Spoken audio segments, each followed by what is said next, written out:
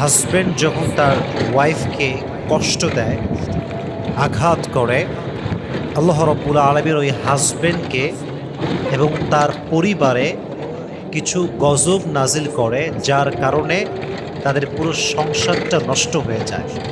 এবং সে গজবগুলো কি কি? এবং যখন একজন হাজব্যান্ড তার ওয়াইফকে কষ্ট দেয়, আল্লাহ সে হাজব্যান্ডকে কোন আযাবে ফেলে, কোন পানিশমেন্টে ফেলে, এটা আমরা আজকে জেনে নেব। সকলে বলেন ইনশাআল্লাহ।